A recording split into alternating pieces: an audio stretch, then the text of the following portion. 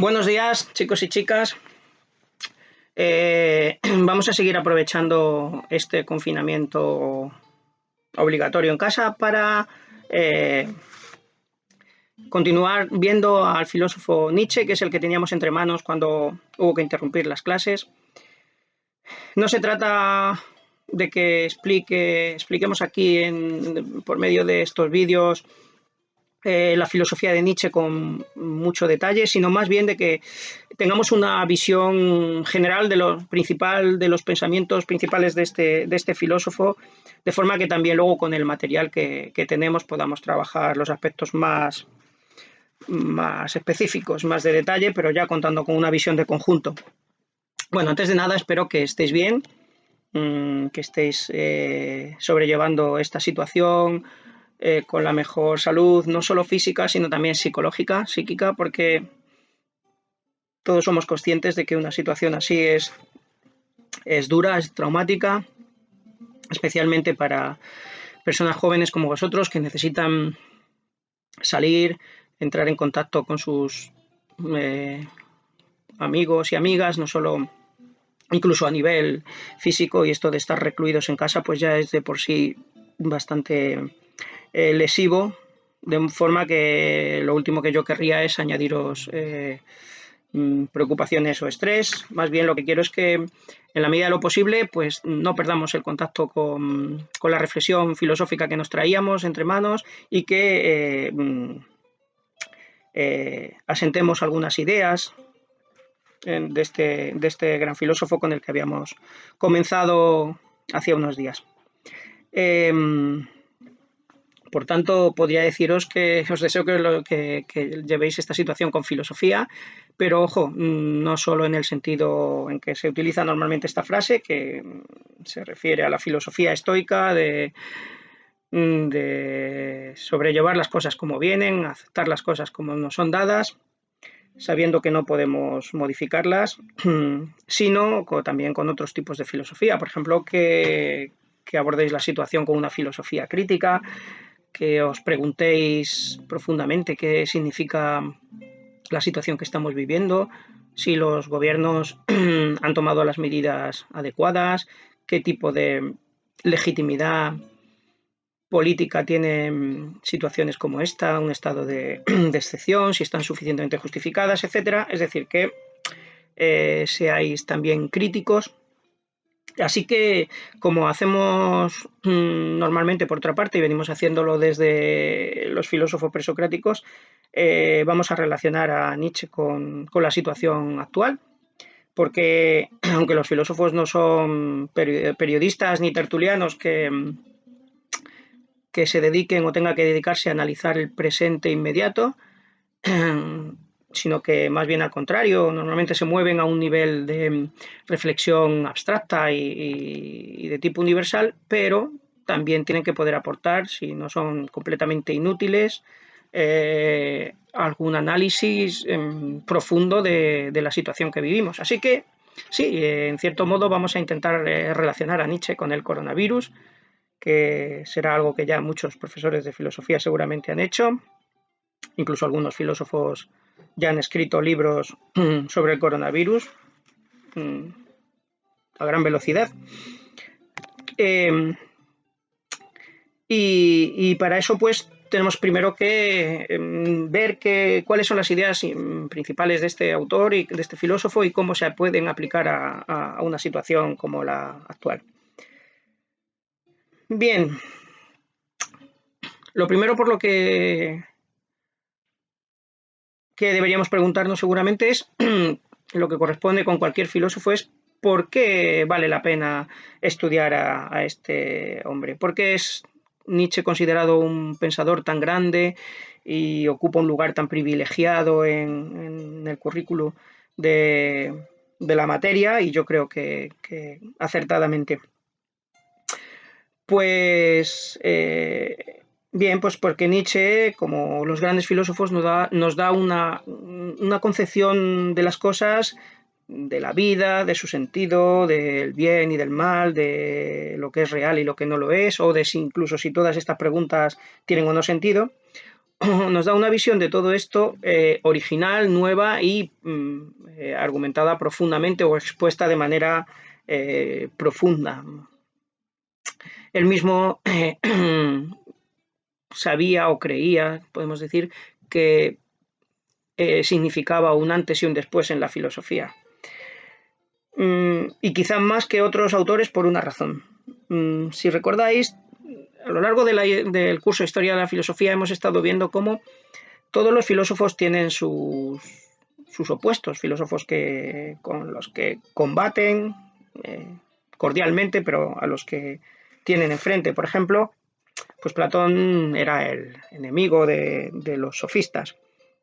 Dedicó la mayor parte de su esfuerzo a rebatir las ideas de estos intelectuales. Descartes tenía como contrarios a los filósofos materialistas y empiristas como Hobbes y Gassendi. Kant tenía enfrente tanto a racionalistas como empiristas y en general pues hace un trabajo de crítica de la metafísica. Y Nietzsche también se opone a algo, pero en el caso de Nietzsche podríamos decir que Nietzsche se opone a todo, o prácticamente todo lo que ha significado la cultura occidental, porque se opone a los elementos fundamentales de esta cultura, de nuestra cultura. Por eso su pensamiento es tan radical, porque va a la raíz de lo que sustenta todo el árbol cultural en el que vivimos. Así que cuando él mueve las raíces del árbol, pues el árbol se tambalea y con él todo lo que hay en todas las ramas. Por eso es un filósofo tan radical. Y por eso también él era consciente de que su discusión, la discusión de Nietzsche es con los más grandes de la historia y en realidad, en último extremo, solo con uno, con Platón. Se podría decir que la historia de la filosofía occidental, llevada a su último extremo, es una discusión entre Platón y Nietzsche. Nietzsche solo le está hablando de tú a Platón. Él se pinta a varios miles de metros por encima de la humanidad, hablando en las altas cumbres solo con aquellos que han construido nuestra cultura.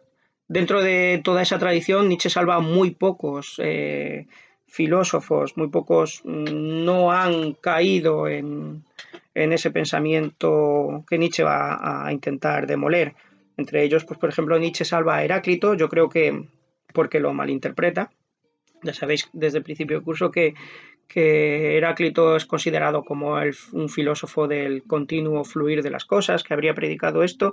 Yo creo que esto es una visión unilateral de lo que conservamos de Heráclito, pero bueno, el caso es que Nietzsche interpretaba también a Heráclito según este tópico y es uno de los pocos que salva, junto con algunas excepciones puntuales como Maquiavelo, también Protágoras, el gran sofista, etcétera.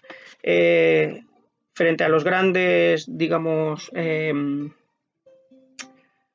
popes de la filosofía occidental, Nietzsche está enfrente. Así que, en cierto modo, es bastante fácil, en principio, definir a Nietzsche. Basta con decir que Nietzsche es anti-Platón, o también que Nietzsche es anticristiano o el anticristo, como él mismo dijo, porque efectivamente él cree que Platón y Platón y el cristianismo son dos caras de la misma ideología, de la misma concepción cultural, que es la que, como decía, sirve de base a la vida de Occidente. Por eso, dado todo esto, pues si queremos exponer la filosofía de Nietzsche, aunque él nunca hizo el ejercicio de exponerla de forma sistemática, sino que escribía de una forma aforística en libros que pueden parecer incluso caóticos, lo cual no deja de ser coherente con su propia filosofía.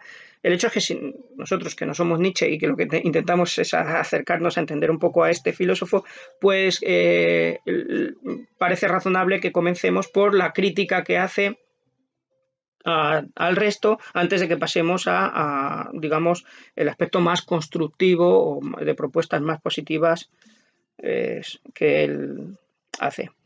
Él mismo se denominó el filósofo con el martillo, un demoledor de ídolos, y por ahí creo que debemos comenzar. En este vídeo nos vamos a limitar a hablar de la crítica de Nietzsche a la metafísica y, por tanto, especialmente la crítica de Nietzsche a Platón. Bien,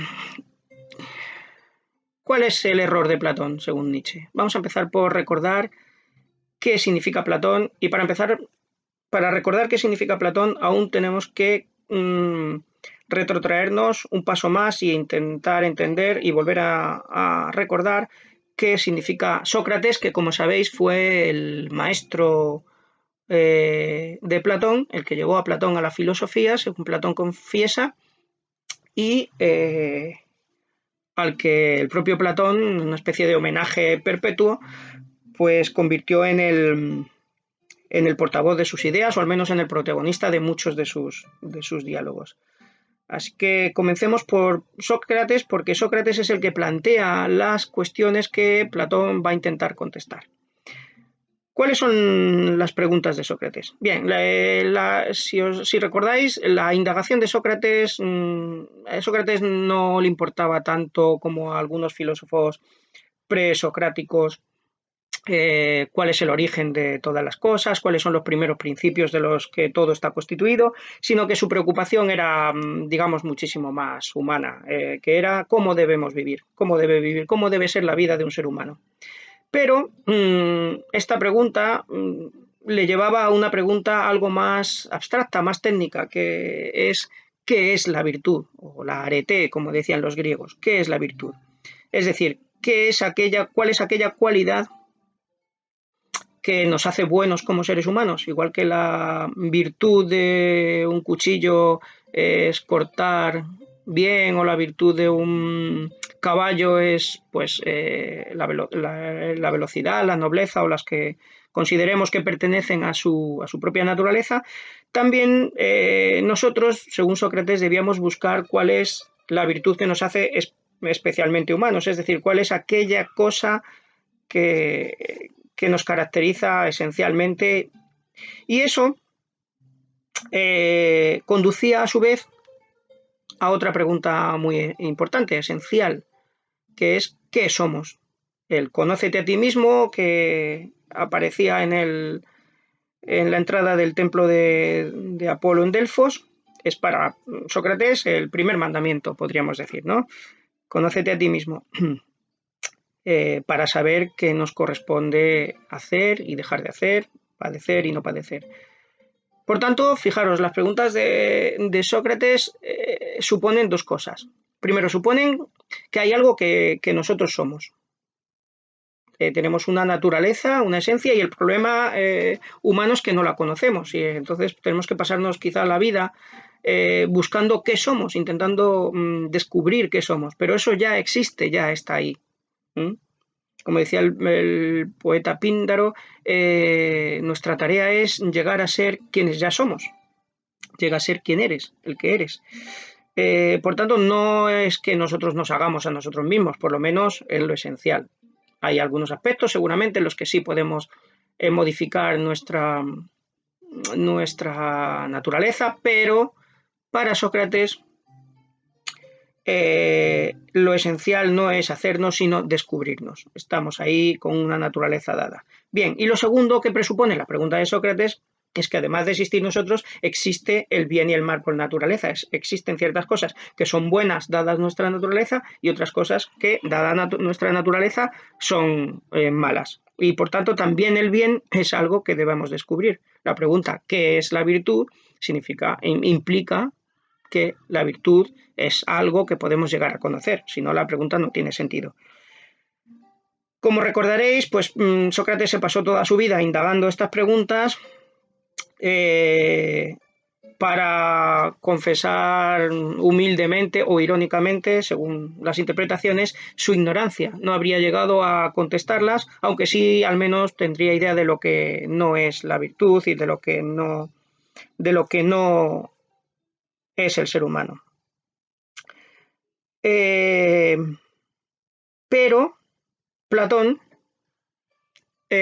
toma las preguntas de Sócrates y cree que sí se puede deducir, sí se puede encontrar una respuesta a ellas, y además una respuesta que seguramente es casi se deduce de las propias preguntas, porque como sabéis, una pregunta bien formulada es el 90% de la respuesta, así que como Sócrates había formulado las preguntas adecuadas, pues de forma casi natural, aunque algunos piensan que es todo lo contrario, que Platón traiciona radicalmente a Sócrates y a su escepticismo constante. El caso es que podemos pensar razonablemente que Platón creyó que había encontrado una respuesta bastante natural a estas preguntas. Y así construyó ese gran edificio que es la filosofía platónica. ¿En qué consiste este gran edificio, que como sabéis es el que Nietzsche va a intentar demoler? Bien, lo primero que nos enseña Platón es que para que sea posible el conocimiento, para que podamos conocernos a nosotros mismos, podamos llegar a conocer qué es la virtud, y por supuesto para que podamos conocer cualquier cosa de menos importancia, como cómo funcionan los astros o si la pantalla de mi ordenador es rectangular. Para todo eso hace falta que existan conceptos estables. Si no existe la noción de rectángulo, es imposible que yo entienda que la pantalla de mi ordenador es rectangular. Si no existe la idea de caballo, es imposible que yo identifique caballos por el campo. Y si no existe la idea de justicia, es imposible que yo hable de la justicia. Por tanto, hacen falta esas nociones, dice Platón. Pero también nos advierte de que las cosas que nosotros vemos normalmente, las cosas, vamos a llamarlas sensibles, porque las percibimos por medio de la sensibilidad, todas estas cosas están siempre cambiando, dejan de ser lo que eran, no son nunca perfectamente ninguna cualidad. Mi ordenador es rectangular, pero no es completamente rectangular, sino que tiene algunas curvas, y si lo mirase muy de cerca vería que tiene muchísimas irregularidades. Por tanto, ninguna cosa natural ninguna cosa sensible se da de forma pura a la idea, y además está continuamente cambiando. Así que, por tanto, el conocimiento, si existe, no puede ser de estas cosas sensibles. Estas cosas sensibles, lo más que son imágenes de auténticos conocimientos. Son parecidos, pero no son las ideas mismas. Por tanto, muy razonablemente, Platón piensa que tienen que existir de alguna forma esas ideas, por participación de las cuales las cosas que vemos tienen esas cualidades, pero no son esas cualidades. Es decir, en el mundo sensible, como recordaréis, no están ni el círculo ni el rectángulo, están cosas circulares, rectangulares. Todas las cosas del mundo sensible tienen las propiedades de forma adjetiva, no de forma sustantiva. ¿Dónde están los sustantivos? ¿Dónde está el sustantivo círculo? ¿Dónde está el sustantivo cuadrado? Incluso el sustantivo hombre o ser humano, pues está en otro sitio, pero aquí no, en el mundo sensible. Entonces, Platón, por tanto, creía que la realidad que nosotros percibimos no es la auténtica realidad, sino que, como dice en su famoso símil de la caverna, es un mundo de apariencias, de imágenes, y la auténtica realidad nos es accesible solamente mediante la razón, que no es algo físico, y que entra en contacto con algo no físico, con algo inmaterial, supramaterial y de una naturaleza completamente incorruptible, inmutable, etcétera, porque las ideas en sí mismas no pueden cambiar. Pueden cambiar nuestras concepciones sobre las ideas, pero no las ideas mismas. Y ahí la distinción de Platón de los dos mundos, pongamos las comillas que queramos a esta palabra mundo, pero el hecho es que Platón distingue dos ámbitos de realidad: el ámbito de las ideas y el ámbito de los objetos sensibles, y no son dos ámbitos equidistantes o equiparables, sino que el cosmos noetos, como lo llama él, es el cosmos inteligible, es el auténticamente real, el verdaderamente real, dice Platón, remarcando el concepto de realidad, y sin embargo el cosmos aisthetos, el cosmos sensible, es un cosmos irreal o por lo menos pseudo real, con menos realidad que el cosmos ideal. Y bueno, por tanto, ¿qué tiene que hacer el sabio? Según Platón, pues evidentemente el sabio tiene que huir del mundo de los sentidos y buscar la realidad allí donde verdaderamente está, que es en el ámbito de las ideas. Y entonces descubrirá un montón de cosas en ese sentido. Por ejemplo, descubrirá que su naturaleza física es completamente secundaria, es una especie de imagen, incluso a lo mejor es una especie de tumba en la que el alma está encarcelada y de la que tendría suerte de escapar cuanto antes porque así su alma podría encontrarse sin ataduras, sin ese peso, sin ese lastre que supone el cuerpo, el mundo físico, se podría encontrar en la mirada, en la visión pura de las ideas como les ocurre a los dioses. Esto es resumidamente la visión de las cosas que nos propone Platón. De aquí se deduce, por supuesto, toda una ética, toda una política, etcétera, etcétera, que ya estudiamos en su momento. Bien, vamos ahora a ver el análisis que hace Nietzsche de estas ideas. Bueno, Nietzsche encuentra que Platón, el platonismo y con él toda la metafísica, comete dos tipos de errores. Un tipo de errores es errores lógicos o de razonamiento, se trata de razonamientos incorrectos, y otro tipo de error más grave, más fundamental, es un error práctico, un error vital, ¿vale? Es un fallo vital lo que comete el platonismo. Vamos a empezar por el error lógico, que es más básico, y vamos a ir luego al más profundo, que es el error práctico. El error lógico. En realidad, ¿a qué se reduce el razonamiento de Platón? Bueno, pues el razonamiento de Platón es el siguiente.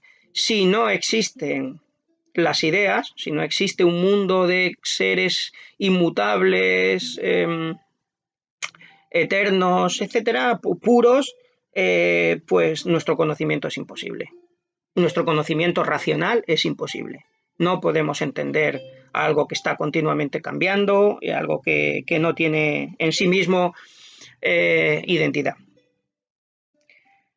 Bien, pero dice Nietzsche, esto es un sofisma, esto es un razonamiento incorrecto. Del hecho de que si no existen las ideas yo no podría entender el mundo racionalmente, no se sigue que tengan que existir las ideas. Esto es como si del deseo de un niño se siguiese que tiene que existir aquello que desea.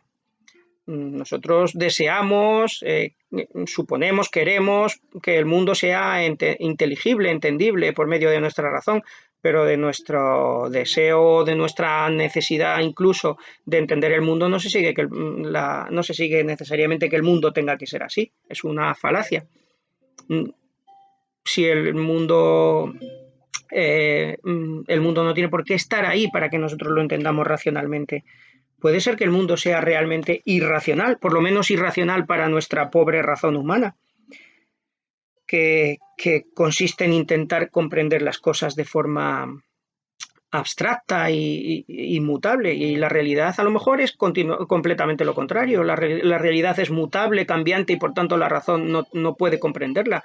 Pero el razonamiento platónico de que, puesto que nuestra razón exige que existan conceptos, tienen que existir, es confundir nuestros deseos con la realidad. Y luego, por otra parte, segundo error, digamos, lógico o de conocimiento, es que, de hecho, el metafísico no logra explicar cómo es que este mundo, que según él es irreal, sin embargo, se empeña tanto en parecerlo. Es decir, se nos cruza continuamente por el camino y si no es real, no debería estar aquí. ¿De dónde procede este mundo irreal? En realidad, es el único mundo con el que nos encontramos. Entonces, según Nietzsche, podemos ver que la teoría de las ideas falla a nivel ya simplemente cognoscitivo o lógico, porque como hemos visto, implica que tenga que existir aquello que simplemente sería nuestra necesidad que existiese para que pudiéramos conocerlo, pero que no hay ninguna necesidad real de que exista. Y además es que no nos logra explicar el mundo. Entra acá en contradicciones con el mundo y consigo mismo. Pero mucho más importante, decía, que el error lógico, del trasfondo del error lógico o del error cognitivo, si queréis, está el error práctico, según Nietzsche, porque en realidad, aunque los filósofos, especialmente Sócrates y Platón, piensan que el conocimiento es fundamental, más fundamental que los deseos, que la voluntad, etcétera, porque si no hay conocimiento no hay nada de eso. En realidad, según Nietzsche, el conocimiento no es lo más importante, sino que está al servicio de los deseos o de la voluntad. Y este es el gran error, poner el conocimiento como primero. En realidad, nosotros creemos lo que deseamos creer, lo que nos conviene creer, dice Nietzsche. Incluso llega a decir de forma provocativa que la verdad no es nada más que la mentira que nos conviene. La verdad no existe, o si existe es inaccesible para nosotros. Nosotros estamos necesariamente recluidos en una perspectiva, yo en la mía, tú en la tuya, y no podemos ponernos en una perspectiva, digamos, de Dios, si eso tiene sentido. Por tanto, para nosotros todo es perspectivo, todo está visto desde nuestro ángulo, y lo que ocurre es que confundimos la realidad con nuestro ángulo, y nuestro ángulo de perspectiva está condicionado por lo que nosotros deseamos, es decir, por lo que queremos hacer o tener.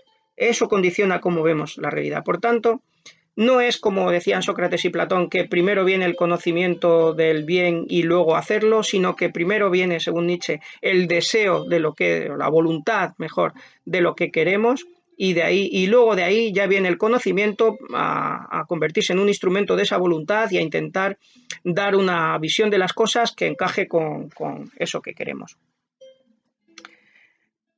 Bien, entonces detrás de todas nuestras concepciones del mundo lo que hay, según Nietzsche, son una actitud ante la vida, una actitud práctica, no una actitud teórica, es una actitud práctica, cómo quiero vivir. ¿Cuál es la actitud práctica que hay detrás de la filosofía de Sócrates y de Platón? Y por eso cree Nietzsche que es un error práctico. Bien, según él, la razón, entre comillas, la causa práctica o el motivo práctico por el que los filósofos como Sócrates, Platón y a su forma luego también el cristianismo proponen ese mundo más real, inmutable, etcétera, es porque en realidad son, según Nietzsche, un tipo de inadaptados vitales. Se trata de un rechazo de la vida, de un rechazo de las características más elementales de la vida, que son el cambio, que conlleva no solo alegrías, sino también sufrimientos, y conlleva también la muerte, y por tanto el nacimiento y la muerte. Es el rechazo de esto, de lo que significa estar vivo, lo que hace que los metafísicos, como Platón, se inventen otro mundo donde todo eso ya no existe. Y el paralelo en el cristianismo es obviamente ese otro mundo del que dice Cristo: mi reino no es de este mundo, sino de ese otro, ¿no? En realidad, según Nietzsche, se trata de una voluntad enferma. Una voluntad incapaz de aceptar la vida y de aceptar las circunstancias vitales.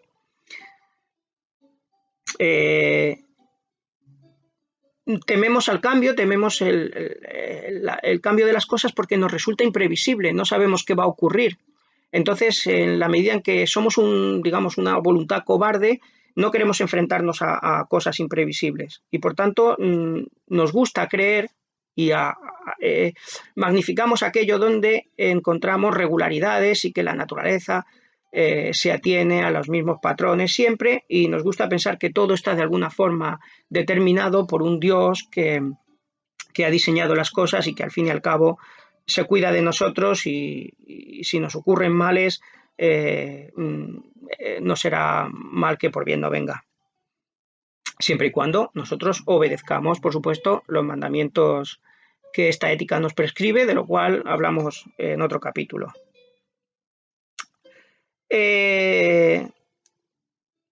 Por tanto, resumiendo la crítica de Nietzsche a la metafísica, resumiendo la crítica de Nietzsche a Platón, dos errores comete la metafísica, comete Platón. Primero, pensar que porque a nosotros nos interesa, a algunos de nosotros nos interesa comprender racionalmente el mundo tiene que ser racionalmente necesariamente, y si este mundo no lo es, pues este mundo no es real. Es decir, negar la realidad porque no se ajusta a los patrones de nuestro conocimiento. Ese es el primer error. Y el segundo error más grave, decíamos, es el error vital, el desear una vida sin cambios, el desear una vida inmutable. Eso es un imposible. No existe una existencia similar. Si uno intenta imaginarse cómo está el alma en el mundo de las ideas o en el paraíso, se dará cuenta de que no puede imaginarse nada, no puede estar haciendo nada, porque cualquier movimiento conlleva una dualidad de bienes y males, de positivo y negativo, y claro, en aquellos lugares inmutables no puede existir nada de eso. Por tanto, se está soñando en realidad con la muerte. El metafísico, y como igual que el cristiano, según Nietzsche, sueñan con la muerte. Desean la muerte, aunque lo llaman perfección o mundo ideal, etc.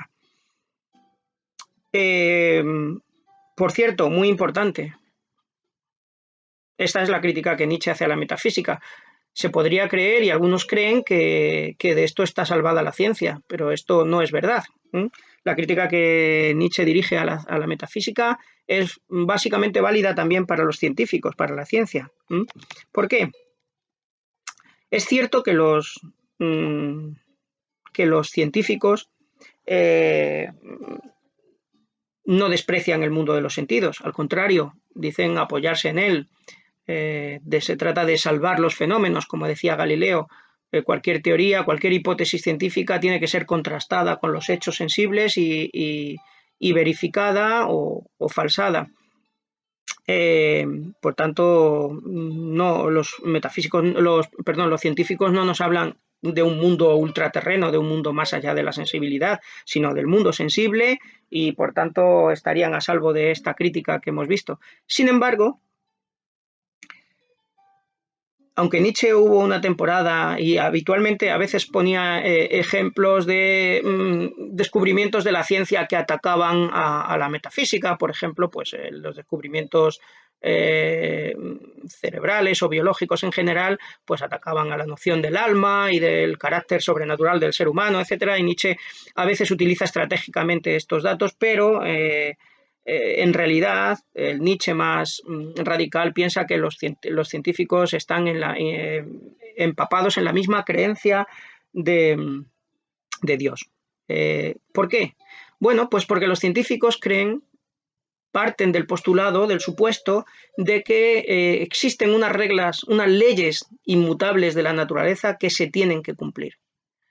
Cuando un científico propone una hipótesis, por ejemplo, cuando Newton propone la teoría gravitatoria, esa teoría no vale solamente para los casos que él ha observado o para los que se observasen después, sino para todos los posibles casos. Todos los cuerpos siempre van a comportarse de acuerdo con la teoría gravitatoria. Pero claro, aquí Newton está dando un salto mortal, como cualquier científico. El salto mortal que, como cuenta simpáticamente Bertrand Russell, comete un pavo que desde que es adquirido por su dueño empieza a constatar todos los días que cuando el amo se levanta, suena el despertador, le trae la comida diaria, de forma que el pavo hace un razonamiento muy sencillo y dice, puesto que el lunes, el martes y el miércoles vino comida después de sonar el despertador, todos los días después de sonar el despertador viene la comida. Y claro, llega el Día de Acción de Gracias, en que la comida es el propio pavo. Entonces ahí se ve lo que se ha llamado la falacia de la inducción, es decir, el problema de la inducción, el hecho de que comprobemos una regla, una ley de los sucesos, lo comprobemos una y otra vez, n veces, no permite deducir que se va a cumplir n más una. Entonces, Nietzsche podría preguntar al científico: ¿cómo sabes tú que las leyes que tú estás enunciando para el universo se van a cumplir dentro de un segundo? Sí, tú has visto que has constatado que se han cumplido un montón de veces y siempre que lo miramos se constata, pero esto podría ser simplemente una casualidad, una regularidad que se está dando, igual que el que va subido en la cresta de una ola durante un tiempo, pues si se limita a ese tiempo que va subido sobre la ola, puede creer que esa ola nunca va a romper y él va a caer, pero sería una ilusión. Puede ser que las regularidades que observemos sean una excepción en un universo completamente caótico o principalmente caótico, donde las situaciones de regularidad son como olas en un océano, ya digo, pues con múltiples corrientes y, por tanto, en realidad el científico, en la medida que, por lo menos que cree que está describiendo cómo funciona necesariamente el universo, pues está realmente creyendo en Dios, porque Dios significa cualquier ley universal, cualquier ley o sentido o valor que esté más allá del devenir, de lo que podemos constatar aquí y ahora. Cualquier razonamiento que va más allá del aquí y el ahora ya da el salto mortal de suponer que existen necesariamente unas regularidades universales. Entonces harían bien al menos en confesarlo, como por ejemplo lo expresaba Albert Einstein, que decía que se había pasado toda su vida indagando cuáles eran las leyes con las que el buen Dios había creado este cosmos. Por tanto, la ciencia, igual que la metafísica, cree que existen unas leyes universales, aunque en su caso, desde luego, las utiliza para aplicarlas al mundo físico. Es una especie de secularización del otro mundo. Pero la idea fundamental sigue siendo la misma. Y la motivación pragmática, la motivación práctica, también sigue siendo la misma, y este es otra vez el error fundamental, porque en realidad, ¿qué es lo que queremos los seres humanos de la ciencia? Lo que queremos de la ciencia, y lo decimos con todo descaro, es que prediga lo que va a ocurrir de forma que lo tengamos todo controlado. Afortunadamente, no puede predecirlo todo, porque imaginaos que llegase a existir el genio de Laplace. Laplace planteó la hipótesis de un genio, es decir, un científico, que tenía un conocimiento absoluto del estado de cada partícula actual del universo. Y por tanto, decía Laplace, era capaz de predecir, de describir exactamente todo lo que había ocurrido en el pasado y de predecir todo lo que ocurriría en el futuro, porque el postulado del científico, de Laplace, es que todo está determinado por unas leyes necesarias, no las llama Dios, pero son leyes mecánicas. Al revés, Laplace presumía de no haber necesitado a Dios en su hipótesis, pero en realidad, según Nietzsche, se le habría colado Dios ahí porque Dios está ahí disfrazado de una de sus principales apariciones, que es como leyes universales de la naturaleza. Pero supongamos entonces por un momento que pudiera existir ese genio y por tanto podría decirte a ti o podría decirme a mí qué va a ser de mi vida en cada momento del futuro. Y además no voy a poder cambiarlo porque como todas estas predicciones son pues como las predicciones que te hace un médico en una situación terminal. Son prácticamente inevitables. Son inevitables. Es verdad que la ciencia actual, la ciencia a nivel atómico, la mecánica cuántica, no es determinista completamente, pero bueno, tampoco ahí hay lugar para la libertad. No es que nosotros podamos decidir el estado en que va a estar un electrón. Pero en general la ciencia es determinista. ¿Y por qué es determinista? Decíamos, pues porque intenta pronosticar lo que va a ocurrir en el futuro. No nos damos cuenta de que ese deseo de tener las cosas atadas y bien atadas, pues sería un desastre, es acabar con la vida. Y por tanto, podemos concluir diciendo de todo esto que la existencia para Nietzsche no consiste en descubrir qué soy y qué es el bien, sino más bien consiste en quererlo, en querer ser algo y en querer darle un sentido a las cosas. Las cosas no tienen un sentido que viene de otro mundo, no tienen, o por lo menos nosotros no podemos saber nada de eso porque no podemos estar en esa perspectiva, sino que somos nosotros los que tenemos la ocasión de darle ese sentido. Los conceptos no vienen de otro mundo, no son dados, sino que los creamos nosotros y los creamos de acuerdo con nuestros intereses vitales.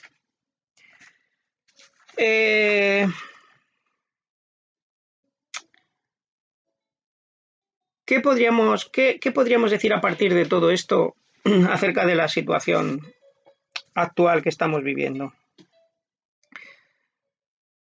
Como os he contado, Nietzsche llegó a decir que la verdad es la mentira que nos resulta útil. A partir de aquí, pues muchos filósofos contemporáneos, descendientes de Nietzsche, han hecho un ejercicio cada vez más profundo de negación de la realidad. Es decir, han insistido en que en realidad la realidad no está dada, sino que es construida. Pues es construida, por ejemplo, culturalmente. Cada cultura se construye su realidad y no hay una realidad por encima de la que construye cada cultura, o si la hay no podemos descubrirla porque nosotros estamos dentro de la perspectiva de esa cultura y por tanto ninguna es en términos absolutos más válida que otra.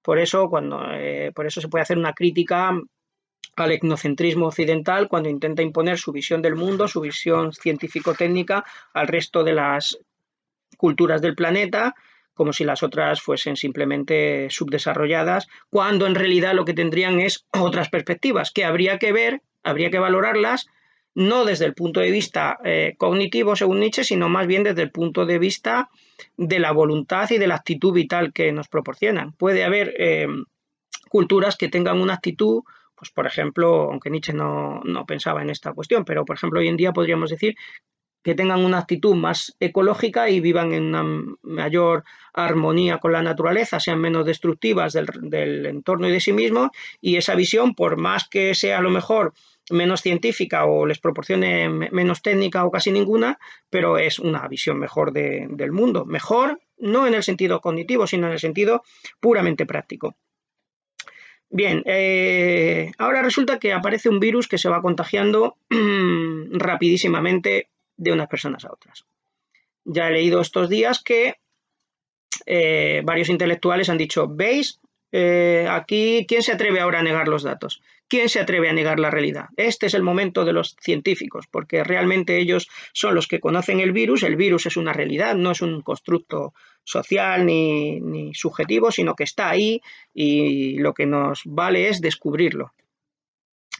No lo hemos construido por nosotros. Está matando a la gente objetivamente, está causando un colapso de los sistemas sanitarios, etc. Por tanto, esto es una bofetada en el pensamiento de que la realidad es una construcción. Si la realidad es una construcción nuestra, pues construyamos una realidad en la que no existe este virus o es detenido inmediatamente. Eso no está en nuestra mano, sino que la realidad nos es dada. ¿Qué podríamos decir desde la perspectiva de Nietzsche?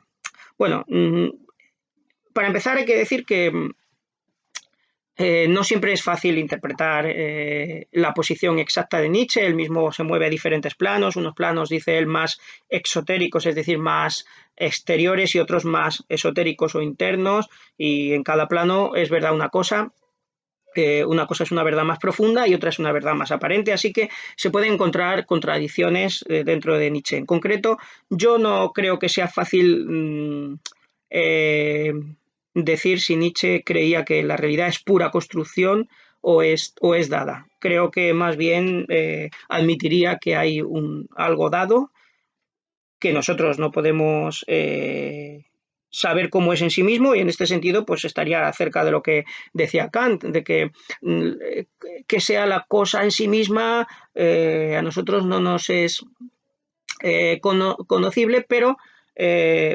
sino que estamos mediatizados por nuestra manera de ver las cosas. La diferencia ahí entre Kant y Nietzsche sería que Kant pensaba que esa forma que tenemos nosotros de ver las cosas sí proporciona un conocimiento universal, porque precisamente nuestra forma de ver las cosas es el entendimiento, se aplica a la sensibilidad, y entonces pues sus categorías son completamente inmutables y nos van a hacer percibir todas las cosas en una relación, por ejemplo, de causa-efecto, necesaria, etcétera.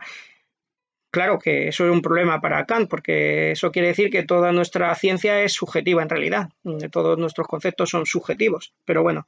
En cambio, Nietzsche no admitiría que nuestra manera de ver las cosas tenga un componente universal. La universalidad que nosotros le atribuimos a nuestros pensamientos es una universalidad que consiste simplemente en nuestra creencia, nuestra sensación muy firme de que eso tiene que ser verdad. Por ejemplo, incluso si creemos que 2 más 2 necesariamente es 4 y siempre van a ser 4, eso es simplemente una creencia psicológica muy fuerte, y si el día de mañana se cambia, pues la gente dirá, anda, antes se creía así firmemente y a la gente no había quien la sacara de ahí y todo el mundo estaba convencido de que eso era inmutable, pero resulta que era mutable. Bien, probablemente Nietzsche admitiría que hay una realidad dada, por tanto, en cierto modo, el virus nos es dado, pero que cómo lo describimos nosotros ya es una cuestión de interpretación.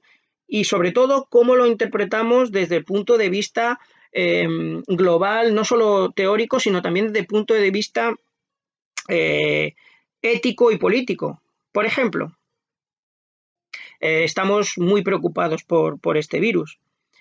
Que está causando miles de muertes y va a causar bastantes más, especialmente entre personas mayores y con algunas patologías previas. Pero simultáneamente está muriendo muchísima gente de otras muchas cosas, y muchas de ellas evitables.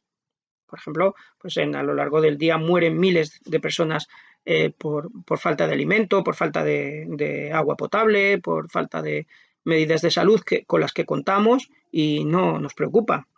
Por tanto, ahí hay una perspectiva que para nosotros es muy importante esta pandemia, porque la está sufriendo Europa. Es más, cuando todavía solo la estaba sufriendo China, desde aquí se la veía con cierto desprecio, con cierto, bueno, esto es un virus chino, y probablemente eso ha sido parte de la causa de que haya pillado con tanta imprevisión, porque no venía al fin y al cabo del primer mundo, aunque China cada vez es más el primer mundo y nosotros el segundo, pero quiero decir que Nietzsche podría decirnos, bueno, pero la magnitud que le estamos atribuyendo a esta enfermedad tiene mucho que ver con cómo interpretamos nosotros la vida, en muchos sentidos. Por ejemplo, tenemos asumido que las muertes por cáncer debidas a malas alimentaciones, por colesterol, por enfermedades cardiovasculares, todas ellas se podrían evitar si los gobiernos establecieran estados de alarma o otro equivalente en los cuales no se pudiera comer grasas de determinado tipo, etcétera, etcétera, y podríamos acabar con todas esas enfermedades. Lo que pasa es que o con las enfermedades de tráfico, etcétera, si por ley se manipulasen los coches para que no pudieran ir a más velocidad, incluso no pudieran tener accidentes. La cuestión es, ¿eso es deseable? Para nosotros es deseable una vida completamente reglamentada, una vida chinesca en la que no nos pueda ocurrir nada malo. ¿Puede realmente ocurrirnos algo peor que simplemente vivir sin que nosotros seamos los dueños de nuestros actos? Podríamos preguntar desde una perspectiva de Nietzsche. Ojo, este análisis que estamos haciendo al final es mi opinión sobre lo que podríamos decir a partir de Nietzsche, ni mucho menos significa lo que Nietzsche habría dicho en una situación parecida. Eso tengámoslo en cuenta. ¿Es malo el virus? ¿Qué habría dicho Nietzsche sobre la maldad? Efectivamente, él pensaba que, bueno, evidentemente el virus es malo. Pero Nietzsche pensaba que el bien y el mal no existen. Uno de sus principales libros se titula Más allá del bien y del mal. ¿Es malo el virus? Bueno, desde una perspectiva darwinista, por ejemplo, tampoco hay mal que por bien no venga. Desde una perspectiva darwinista, pues este virus o nos inmuniza más o tristemente, pero de forma completamente natural, elimina a los menos capaces de adaptación natural.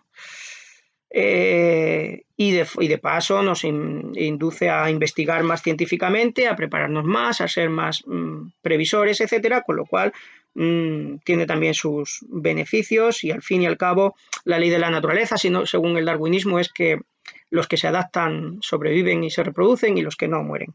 En realidad Nietzsche no estaba de acuerdo con la visión darwinista del mundo. Creía que representaba nada más que la visión inglesa y mercantilista, como diríamos, liberal, capitalista, de lucha por la supervivencia, esa teoría económica que estaba de moda precisamente en la época en que Darwin elaboró su teoría. Al contrario, Nietzsche pensaba que si algo se observa en la naturaleza no es que sea rácana o cicatera con las cosas, que se trate solamente de sobrevivir, sino al revés, que hay exuberancia de cosas. Muchas cosas se producen naturalmente que no tienen ninguna necesidad de supervivencia. Reducir las cosas a la necesidad de supervivencia es una perspectiva ideológica. Entonces Nietzsche nos diría, cuidado, hay una perspectiva práctico-ideológica en cómo ves tú la ciencia. La ciencia también tiene ideología detrás. Esto es una cosa que también podemos reflexionar a partir de lo que hemos visto. ¿Por qué tenemos tanto miedo a este virus? ¿Por qué se ha extendido junto a la pandemia del virus la pandemia del miedo? Pues este miedo está completamente justificado o realmente,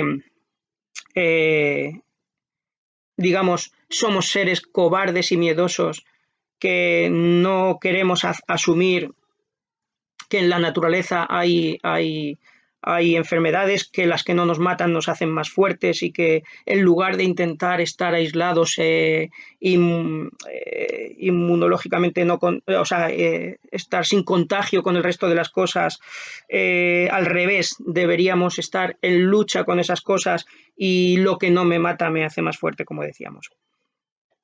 ¿Por qué le damos tanta importancia a la mera supervivencia? Algunos filósofos contemporáneos procedentes del pensamiento de Nietzsche y de otros, sobre todo de Nietzsche,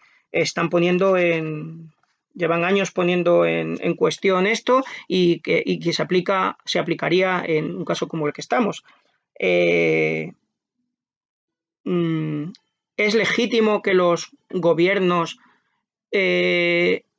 nos priven de derechos de libertad, de movimiento, etcétera, en aras de otro derecho que es el de la supervivencia? ¿Hasta qué punto hay que darle peso al derecho a la simple vida, a la mera vida, y no a otros derechos? Bien, pues estas y otras muchas reflexiones podríamos plantearnos a partir del pensamiento de Nietzsche, pero yo preferiría que ahora seáis vosotros mismos los que